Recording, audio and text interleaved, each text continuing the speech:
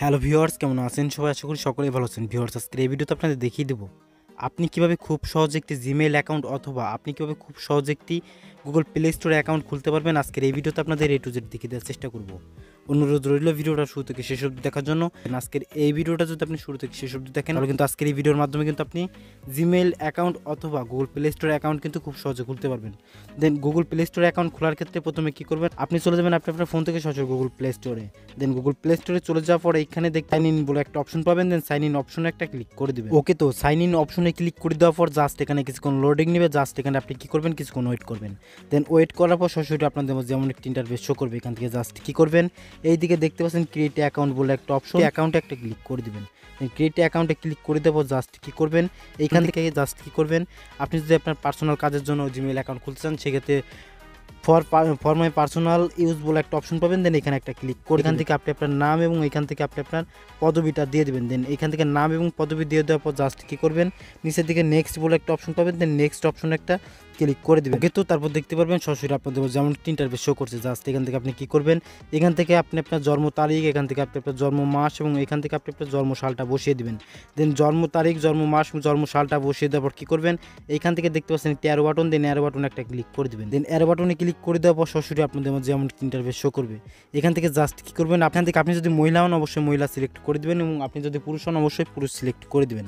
দেন পুরুষ সিলেক্ট করে দেওয়ার পর জাস্ট কী করবেন, এই নিচের দিকে দেখতে পাচ্ছেন নেক্সট বলে একটা অপশন, সরাসরি নেক্সট অপশনে একটা ক্লিক করে দেবেন। ওকে, তো দেখতে পাচ্ছেন সরাসরি আপনাদের যেমন ইন্টারফেস শো করবে। এখান থেকে জাস্ট আমাদের কী করতে হবে, এখানে আমাদের ইউজার আইডি সিলেক্ট করতে হবে। ইউজার আইডি আপনি কীভাবে সেট করবেন আপনাদের স্ক্রিনে দেখিয়ে দেওয়া হচ্ছে।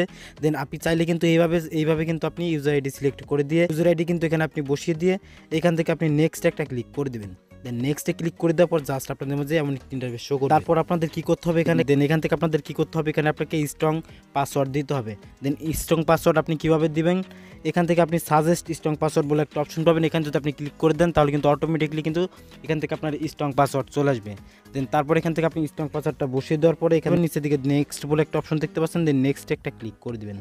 ওকে, তো নেক্সটে ক্লিক করে দেওয়া ওকে, তো তারপর দেখতে পারবেন সরাসরি আপনাদের যেমন ইন্টারফেস শো করছে। দেন এখান থেকে আপনাদের কী করতে হবে, এখান থেকে আপনি আপনার ফোন নাম্বারটা বসিয়ে দিবেন এবং আপনি যদি চান যে ফোন নাম্বার ছাড়া আপনি জিমেইল অ্যাকাউন্ট খুলতে, সেই ক্ষেত্রে আপনি কিন্তু চাইলে স্কিপে ক্লিক করে দিয়ে ফোন নাম্বার ছাড়া আপনি কিন্তু জিমেইল অ্যাকাউন্টটি খুলতে পারবেন। সেক্ষেত্রে যেহেতু আমরা নাম্বারের মাধ্যমে করবো, সেক্ষেত্রে আমরা কী করবো, এখান থেকে আমাদের নাম্বারটা বসিয়ে দেবো, এখান থেকে আমাদের কান্ট্রি কোডটা পাবো। দেন কান্ট্রি কোডটা বসিয়ে দিয়ে এখান থেকে নেক্সট বলে একটা অপশন দেখতে পাচ্ছেন। দেন নেক্সটে একটা ক্লিক করে দেবো।